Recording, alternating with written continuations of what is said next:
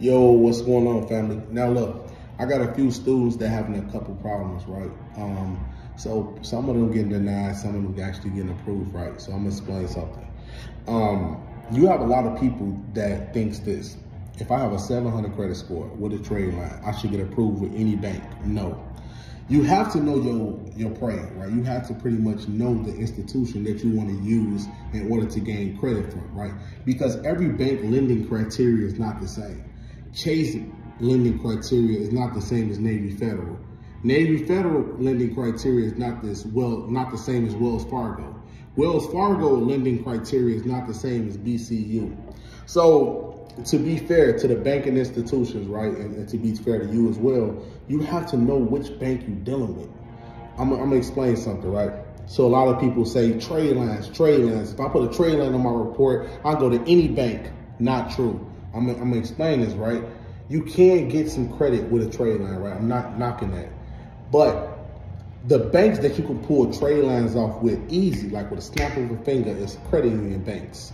The reason why I was able to get approved for 2 auto loans from Navy Federal Credit Union is because Navy Federal Credit Union allowed me to have that trade line on my report, and they approved it because it was a Navy Federal trade line, and on top of that, there was a credit union. So it was easier for me to get approved with Navy Federal with their own card, being an authorized user, but also being a credit union and being so lenient with lending, right? Now let's deal with like Chase. Chase want a tighter criteria, right? So some people like, okay, what do Chase want? Like what do they need? Okay, now look, credit has 4 factors, right? You got installment, debt, open and revolving lines of credit. You got time, like how long you've been in, how much history you have. You got mix of accounts. They need different accounts. Having a trade line only help you with the length of time, and also, let's say it might give you revolving and open accounts, right? Those are only 2 factors, but you're missing 2 more. You're missing installment debt, and you also missing like the mixed credit files, right? So you really want to strengthen your credit report to add more primary trade lines on your report to make your profile thick, because some banks not having that. Like when I first started my EIN, I did a scratch one. Like I ain't did no enhancements to it. I didn't build it. I didn't do nothing, but I had a good relationship with Chase. And what I did was, you also have to know about the cards that you're applying for. You can't just apply for a damn Sapphire card and think you're gonna get approved. I had to start from the baby cards. The baby cards with Chase would be like a Freedom Flex. The crazy high cards would be like the Sapphire Reserve card. And then when you go to the business side, the easiest cards to get approved for would be like the Chase Unlimited Ink, the one I got approved for. The high up cards would be like Chase Premier, right? So you just want to pretty much understand that criteria when it comes to lending, right? Now, let me explain something, right?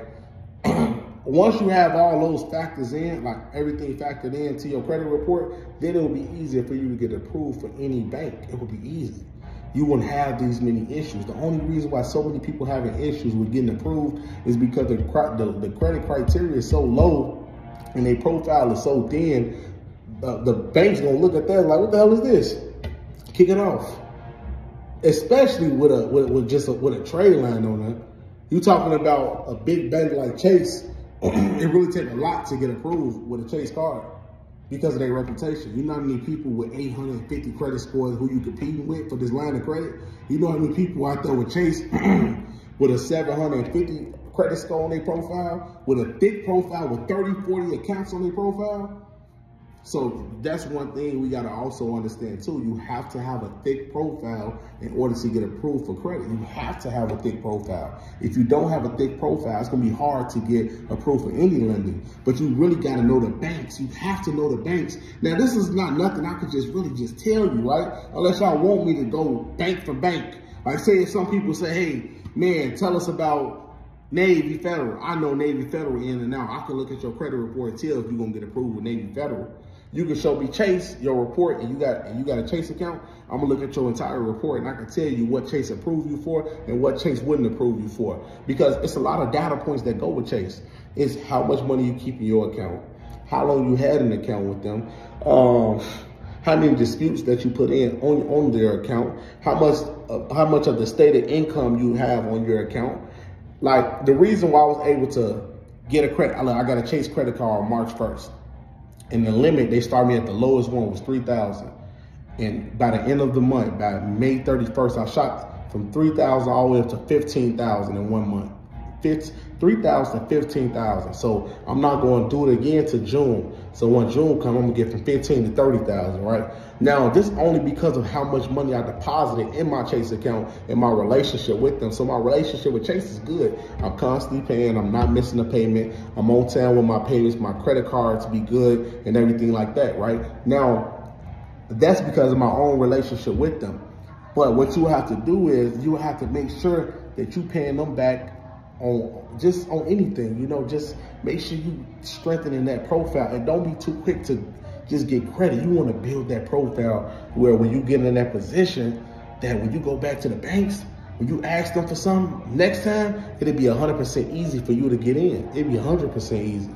You feel me? So just make sure y'all keep that in mind. You got to know the bank's lending criteria before you apply.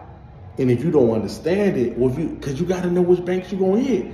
Just don't try to hit every bank, because when you're looking at your credit report and your credit profile, you might be weak with Chase, but you might be strong with a BCU, like a Baxter's Credit Union. Or you might be strong with a BMO Harris. Or you might be strong with even a Wells Fargo. And Wells Fargo might be harder than Chase. So it just depends on which bank you're going through, you know. So that's just to inform you guys on why a lot of people get denied for certain banking institutions, because they think that one trade line or 2, 3, 4 trade lines is enough for certain banks. And also some banks can see out trade lines. They'll see a trade line, like, oh, we know this is a trade line. That's it. That's all you have on your report. Throw you out the way. And I know a bank right now, like Navy Federal, they see a trade line on your credit report and they'll still approve you. They'll approve you off the rip. So every bank's different. Every bank is different. I know people with a thick profile got denied from Chase. So don't take that personal to think like, oh, Chase is strict. Like, if you ain't been rocking with Chase for a while, you can't call no shots with Chase. Chase not having it, okay? So I'm out, y'all.